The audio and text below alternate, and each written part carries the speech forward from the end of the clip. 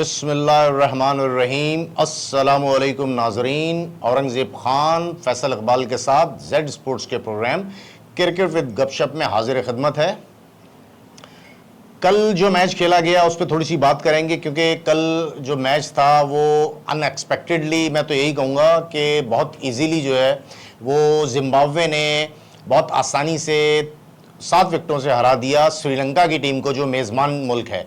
जिस तरह से जिम्बाब्वे ने परफॉर्मेंस दी है इस पूरे वर्ल्ड कप में, चारों मैचेस उसने विन किए हैं, चारों मैचेस बहुत ही बेहतरीन तरीके से और बहुत ही कन्विंसिंगली जो है उसने मैचेस जीत के ये लोगों को बावर कराया है कि अच्छी क्रिकेट कोई भी टीम खेल सकती है अगर उसका दिन हो तो।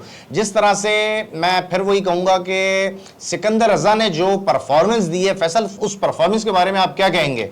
बहुत शुक्रिया के साथ औरंगज़ेब, बिल्कुल आपने सही कहा कि आपकी जो सबसे लबोलबाब जो बात का था कि अब वो जितनी भी एसोसिएटेड टीम थी और जो भी है, जिस तरह की क्रिकेट अब हो रही है, अब आप किसी के बारे में कोई चीज़ का मतलब कायम नहीं कर सकते, कोई राय कायम नहीं कर सकते कि कौन सी टीम क्या कर सकती है।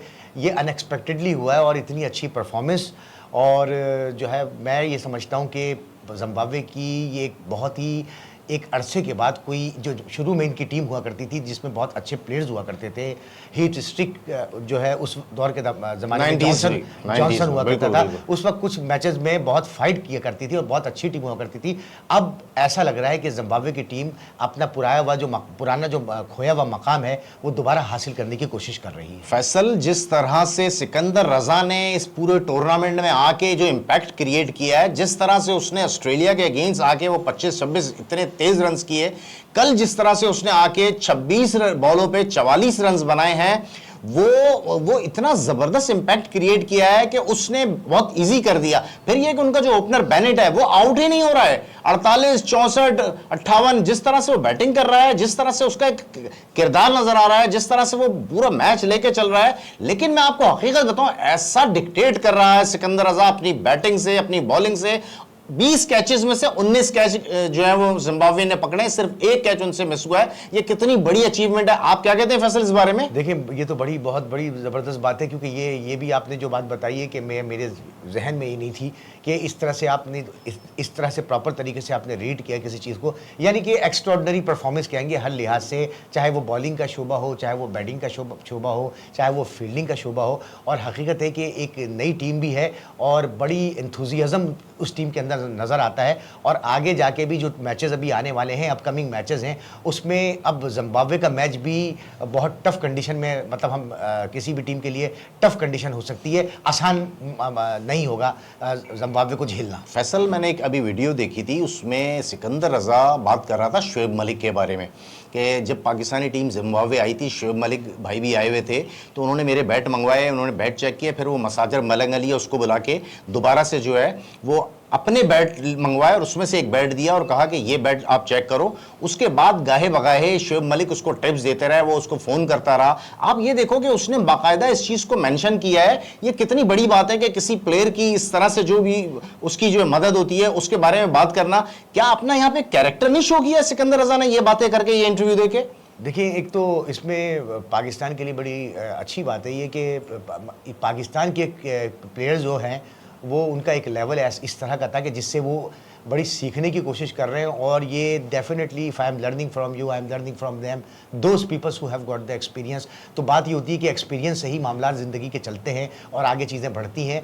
और जो अच्छा एक आपने मुझे बात कही, ये जो बताया है कि जाहिर सी बात है कि शोएब मलिक का इसमें बहुत बड़ा कंट्रीब्यूशन भी है। और इस मामले में शोएब मलिक को जो है वो मैं अप्रिशिएट करूँगा कि उन्होंने अपने जो दोस्त ममालिक हैं उनके किसी भी एक प्लेयर को, जो मतलब अच्छा प्लेयर है जिसे कहते हैं, जो कुछ आगे बढ़ने की टीम को ले जाने की कोशिश कर रहा है, उसको टिप्स दी अच्छी। अच्छा, इससे बात निकलती है, आप ये बताइए कि हमारे प्लेयर ये नहीं कर सकते हैं? आपको मैं एक और न्यूज़ देता हूं कि मोहम्मद यूसुफ का इंटरव्यू आया, उसने कहा है कि मैंने सिर्फ और सिर्फ बाबर आजम की वजह से जो है इस्तीफा दिया है नेशनल क्रिकेट एकेडमी से। हुआ ये कि मोहम्मद यूसुफ ने कहा कि इसको आप क्रिकेट एकेडमी में भेजो, इसके जो फ्लॉज हैं वो उसको दूर करेंगे, लेकिन उसकी बात किसी ने नहीं सुनी, सब उसके अगेंस्ट हो गए।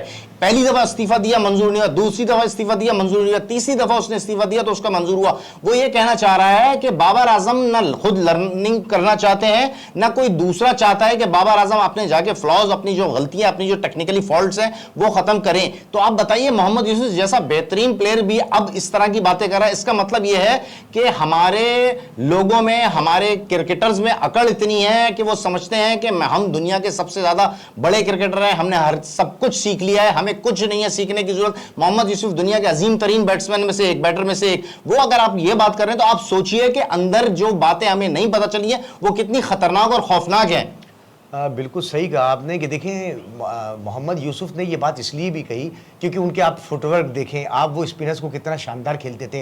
बाबर का तो ये सबसे बड़ा लैकिंग एरिया है, जहां बाबर आता है वहां दुनिया की हर टीम स्पिनर्स को पहले ले आती है। चाहे वो फास्ट बॉलर बहुत अच्छी भी गेंद कर रहा हो, उसको कहते हैं आप वेट करें, बाबर आ गया बैटिंग करने के लिए, तो स्पिनर्स को, और कितनी दफ़ा वो आउट हुआ है।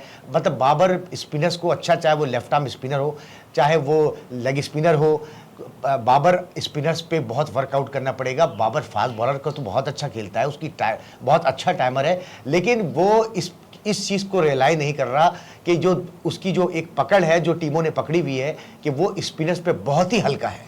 फैसल स्पिनर पे हल्का है। हमारे बहुत से बड़े बड़े दिग्गज, हमारे बहुत से बड़े बड़े टेस्ट क्रिकेटर बातें क्या करते हैं कि यार आपने उसको जो है वो शॉर्ट पे लगा दिया तो अपनी टेक्निक भूल गया, तो अपनी उसने जो है वो पावर हिटिंग में आ गया। भाई पावर हिटिंग में आ गया नहीं आ गया मैटर नहीं करता, मैटर ये करता है अपने आप को जो है वो ढाल लेना हर चीज में। वो अगर पावर हिटर नहीं है तो उसको वो टाइमिंग से ही अपने शॉट मार के, चौके मार के भी तो रन बनाए जा सकते हैं। जरूरी है कि हर बॉल पे छक्का मारा जाए, टाइमिंग आपकी बेहतरीन होनी चाहिए। आप सबसे बड़ी बात यह है कि आप लेफ्ट आर्म स्पिनर पे इतने ज्यादा सस्पेक्टेबल हो गए हैं आप उन, और राइट आर्म लेग ब्रेक की जो गुगली बॉल होती है, हसरंगा ने आपको कितनी दफा आउट किया है, वो जो दूसरा जैम्पा है उसने आपको कितनी दफा आउट किया है, लोगों ने आपको चेक किया। तो आप मेहनत करके इस चीज को खत्म करो ना। आप 5 लेफ्ट आर्म स्पिनर लगाओ, 3 right arm leg break bowler लगाओ, उन पे प्रैक्टिस करो। प्रैक्टिस से आदमी परफेक्ट होता है ना।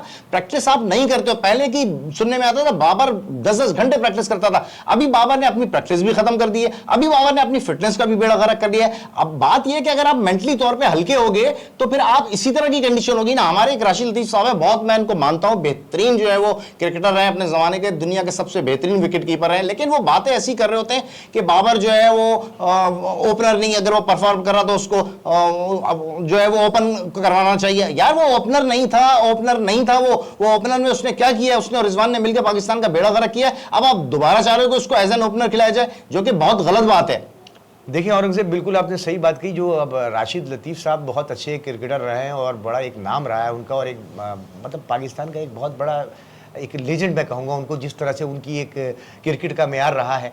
लेकिन बात ये हो रही है कि बाबर को अब ओपनर लेकर आया जाए, या उसको चौथे नंबर पे खिलाया जाए, या उसको तीसरे नंबर पे खिलाया जाए। तो ऐसा भी तो हो सकता है कि बाबर को थोड़े अरसे के लिए रस दिया जाए तो ज़्यादा मुनासिब होगा, क्योंकि और किसी प्लेयर को चांस दिया जाए। देखिए मैं फिर वही बात करूँगा कि ये कोई वनडे क्रिकेट तो चल नहीं रही है, ये इस वक्त T20, और यहाँ पर आपको अपने सेट होने का आपके पास टाइम इतना नहीं होता। आपको बस 2-4 गेंदों के बाद आपने शॉट्स मारने होते हैं, क्योंकि आपको तेज़ रन करने होते हैं, जो कंडीशन जो है T20 की है। अब T20 के बाद आप 6-8 गेंदें, 9 गेंदें जाके पहले सेट खेलते हैं, फिर आप अपने आप को देख लें आपके क्या करते हैं। आप 12 बॉलों पे 14 रन, 16 रन, फिर एक आध चौका मार दिया। तो ये कंडीशन इस तरह से नहीं चलती। हमें आपसे 20 बॉलों पे 50 रन चाहिए, तो हम ये कहेंगे कि बाबर ने अच्छी बैटिंग की है। लेकिन आप देखें, एक शॉट मारने की कंडीशन ये भी होती है, आप छक्के मारने वाले प्लेयर तो है नहीं, तो छक्का तो मारते ही नहीं है आप, तो चौके भी आपके जो है वहाँ पे, या अगर देखें, अगर राशिद लतीफ़ ये बात कर रहे हैं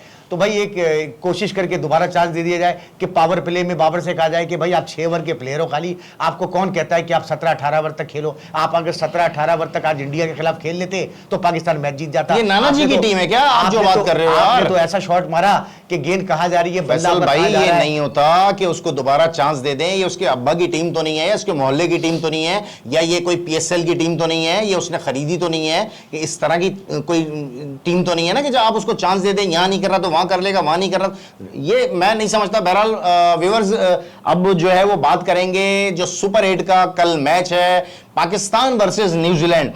पाकिस्तान टीम बहरहाल सेकंड राउंड में पहुंच गई, जो कि पिछली दफा ये नहीं पहुंच सकी थी वेस्ट इंडीज और अमेरिका में जो टूर्नामेंट हुआ था। लेकिन हमें खुश होना चाहिए कि बहरहाल बहुत देर की मेहरबान आते आते पाकिस्तान और न्यूजीलैंड का जो कल मैच है वो सुबह 7 बजे, सॉरी शाम को 7 बजे होगा, प्रेमदासा स्टेडियम में होगा। ये वही स्टेडियम है, ये वही ग्राउंड है जहां इंडिया और पाकिस्तान का मैच हुआ था। फैसल, क्या आप समझते हैं कि हम लोग वही विनिंग कॉम्बिनेशन आजमाएं या फिर हर चीज को चेक करके अपनी टीम बहुत संजीदगी से बनानी होगी? देखिए, अगर आप ये समझे तो आप ये समझिए कि थोड़ी देर के लिए मैं आगा सलमान बन जाता हूँ, we will go with the same team ना। तो बात ये हो रही है कि अब आप ये देखें कि न्यूजीलैंड की टीम को आपने बिल्कुल कहीं से भी हल्का नहीं लेना।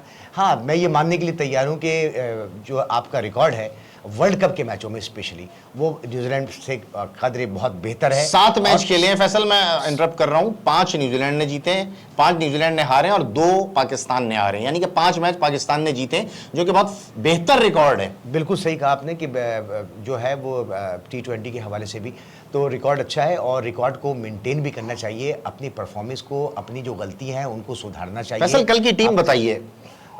औरंगजेब, मैं तो अगर ये कोई चेंजिंग देख रहे हैं आप? देखिए, अब मैं ये प्रेफर दूंगा कि अब देखिए अब्दुल नाफे से मैच में आउट हो गया, ख्वाजा नाफे जो है वो आउट हो गया, लेकिन उसको खिलाना चाहिए, मैं ये समझता हूँ। और एक अगर शादाब की जगह पे ये चेंज करके किसी उस अबरार को लेकर आ जाए, क्योंकि अबरार को आपको खिलाना पड़ेगा। अबरार और शादाब में आसमान ज़मीन का फ़र्क है, तो आपको अबरार को इंडक्ट करना पड़ेगा, दोबारा टीम में वापस लाना पड़ेगा। बाकी मुझे कोई ऐसी पोजीशन, क्योंकि फरहान ने बहुत अच्छी बैटिंग की और बड़ी उम्मीद keep hopping from your side कि पाकिस्तान के लिए मजीद बेहतर करेंगे। आप बहुत अच्छे प्लेयर हैं और उसके साथ जो है, अगर जैसे अभी आपने थोड़ी देर पहले कहा, तो भाई खिला दें आप उसको, बाबर को खिला दें उसकी जगह। वैसे भी फास्ट बॉलर गेंद कर रहे होंगे न्यूजीलैंड के, 3 तो फास्ट बॉलर हैं, वो खिलाएंगे। डफी खेलेगा, आपका जो है वो फॉर्गसन खेलेगा, और भी एक बॉलर अच्छा उनके पास है जो भी, मतलब, और उसके अलावा वो एक ऑलराउंडर से भी गेंद करवाते हैं। मैट हेनरी है, वो खेलेगा। आपके पास एक सेंटर है, क्योंकि आप जिस वक्त आएंगे वो सेंटर को लगा देंगे, चाहे वो तीसरा ओवर चल रहा हो, अगर आप बैटिंग कर रहे हो। फैसल, मैं ये कह रहा हूं, देखें आप बात को समझें कि न्यूजीलैंड की जो टीम है वो एक बहुत बेहतरीन टीम है। आप उसकी बैटिंग देखें, टिम सेफर्ड, फिन एलन, उसके बाद जो है वो रविंद्रा जो है खेलता है, रचिन रविंद्रा, उसके बाद चिपमैन, फिलिप्स, उसके बाद जो उनका सबसे, मैं समझता हूं इस वक्त वर्ल्ड क्रिकेट में जो डैरल मिचेल की बैटिंग है वो बहुत ही आउटस्टैंडिंग है। वो शख्स हमेशा आके 100% दे रहा होता है, वो शख्स हमेशा आके अपनी फील्डिंग में, उसकी बैटिंग देखें आप, अचानक वो सुकून से खेलता अचानक वो बेड़ा गर्क कर देता है, इधर चौका उधर छक्का इधर चौका। ये आप इससे अंदाजा लगाइए फैसल कि उनकी टीम इस वक्त राइट नाउ दुनिया की बेहतरीन बैटिंग लाइनअप है। उसमें अगर फ्लॉज आप ढूंढेंगे तो उनके जो इतने ज्यादा बॉलर जो हैं वो एक्सपीरियंस नहीं है। मैं फिर यही कहूंगा कि मेरे नजर में जो है ना वो एक चेंज बनता है फैसल, वो चेंज ये है कि आप फहीम अशरफ को बाहर बिठाएं और फहीम अशरफ की जगह अबरार को इंडक्ट करें, क्योंकि बहरहाल अबरार मिस्ट्री बॉलर है। मैं मानता हूं कि फिलिप्स जो है और रचिन रविंद्रा, ये लोग बहुत जाके इन्होंने, खासतौर पे रचिन रविंद्रा ने उसकी जो चेन्नई की एकेडमी है वहां जाके स्पिनर पे बहुत ज्यादा मेहनत की है, और इनके इतने जो है ना वो टूर होते हैं पाकिस्तान और इंडिया के, ये लोग, इनसे स्पिनर का इतना मसला नहीं है। लेकिन जहां पे भी मिस्ट्री स्पिनर आएगा फैसल, दुनिया का बड़े से बड़ा प्लेयर जो है ना वो स्ट्रगल करता हुआ नजर आएगा। क्या कहते हैं फैसल इस बारे में? देखिए, बड़ी अच्छी राय आपने कायम कर ली और बता दिया है सारी चीज़ों के बारे में, ताकि इनके जहनों में आ जाए कि कल की स्ट्रेटजी आपकी क्या होनी चाहिए। सेकेंडली ये कि औरंगजेब ये कोई मिस्टेक दोबारा ना करें, क्योंकि देखें आप ये देखें कि जब बुमराह गेंद कर रहा था और पांड्या गेंद कर रहा था तो वो गेंद कितना स्किट कर रहा था, मतलब स्विंग कर रहा था। तो आपने कोशिश ये करनी है कि शाहीन को ना खिलाए तो ज़्यादा बेहतर है, लेकिन पाकिस्तान का जो दूसरा लेफ्ट आर्म फास्ट बॉलर है सलमान मिर्जा को एक दोबारा देखें कि उसको बहुत कम प्लेयर्स ने खेला है, उसको चांस देना चाहिए। वो एक अच्छा बॉलर है और वो गेंद स्विंग भी करता है। मैं समझता हूं कि उसकी फॉर्म भी अच्छी थी, उसका एक कॉन्फिडेंस लेवल भी हाई था। पहले मैच में उसने नीदरलैंड के खिलाफ 3 खिलाड़ियों को भी आउट किया था। मैं ये समझता हूं कि उसको चांस देना चाहिए और ग्राउंड की कंडीशन देख के फैसला करना चाहिए, क्योंकि वहां पे भी बहुत सारे बैटर्स मौजूद हैं जो आपको कंट्रोल करने के लिए हैं और आपके पास भी बहुत अच्छे प्लेयर्स हैं। ऐसा नहीं है कि आपकी टीम अच्छी नहीं है, लेकिन मैच बहुत कांटे का है। औरंगजेब, फैसल देखो, होता क्या है, हर टीम अपनी स्ट्रेंथ पे जाती है, वो सामने वाले की स्ट्रेंथ पे नहीं जाना चाहिए। आपको अपनी स्ट्रेंथ देखनी चाहिए कि राइट नाउ पाकिस्तान की जो मिस्ट्री बॉलिंग है, खास तौर पे एक इतनी बड़ी हमारे पास जो है ना वो कहना चाहिए कि जबरदस्त तरीके से जो है वो हमारे 3 बॉलर मिस्ट्री बॉलर हैं। साइम को देखें आप, साइम बेहतरीन बॉल कर रहा है पूरे टूर्नामेंट में। उसके बाद जो है वो उस्मान तारिक को देखें आप, वो तो किसी से पिक ही नहीं हो रहा है। फिर जो है अपना अबरार बेहतरीन मिस्ट्री बॉलर, 3 मिस्ट्री बॉलर आज तक मेरा नहीं ख्याल है कि किसी भी टीम में एक साथ खेले हो। तो हमारे पास इतनी बड़ी लग्जरी है फैसल ये, लेकिन बात सारी है कि उसके लिए हमें ऑन द बोर्ड रन्स करने होंगे। रन्स कैसे करने होंगे? रन्स इस तरह करने होंगे कि सुकून से जो है ना अपनी क्रिकेट खेलनी है, कोई हवाई तवाई शॉट नहीं मारना है, क्योंकि बहरहाल T20 में जितना प्रेशर बैट्समैन पे बैटर पे होता है उससे ज्यादा प्रेशर बॉलर पे होता है। क्योंकि मेरा जाती ख्याल यह है कि न्यूजीलैंड की बॉलिंग इस वक्त सफर कर रही है, जिस तरह से न्यूजीलैंड की बॉलिंग है, इस तरह से जो न्यूजीलैंड की बॉलिंग जो है वो सफर कर रही है। दूसरा ये कि पाकिस्तान को सबसे अहम बात जो मेरे नजदीक है ना फैसल, वो ये है कि पाकिस्तान को खुल के अपने आप को, जो इंडिया से मैच है ना, उसको बिल्कुल अपने जहन से निकाल देना होगा। क्योंकि बड़ी टीम के खिलाफ आपकी परफॉर्मेंस बहुत अरसे से अच्छी नहीं है। आपको ये जो लेवल आप पे लग चुका है ना, छोटी टीमों से जीतने का और बड़ी टीमों से कुछ ना करने का, ये आपको लेवल हटाना पड़ेगा। और मुझसे अगर पूछे ना तो मैं सबसे पहले शादाब को बाहर करूं, शादाब की जगह नसीम शाह को टीम में इंडक्ट करूं, क्योंकि वो विकेट जो है सेकंड बॉलिंग में वहां पे बहुत अच्छा स्विंग होता है। और नसीम शाह बहरहाल पाकिस्तान का सबसे इस वक्त बेहतर स्विंग बॉलर है। बहुत अच्छी बात कही आपने, बिल्कुल ये आप टेक अ चांस, आप ये कर सकते हैं। नसीम शाह एक बहुत तजुर्बेकार बॉलर भी है और बहुत अच्छा स्विंग करता है। नया गेंद खास तौर पे वो 2 से 3 ओवर बहुत अच्छे करता है। फैसल, इसी नोट पे हम अपनी ये डिस्कशन खत्म करते हैं। इंशाल्लाह कल पाकिस्तान और न्यूजीलैंड के मैच के बाद हम अपनी जो है वो फिर इस पे बात करेंगे, इस पूरे मैच पे जो कल मैच होगा इंशाल्लाह। और यकीनन हमें लाइक कीजिए, सब्सक्राइब कीजिए अगर आपको हमारा चैनल पसंद आए तो, क्योंकि हमें आपकी मोहब्बतों की बहुत ज़्यादा ज़रूरत है। अल्लाह हाफिज़।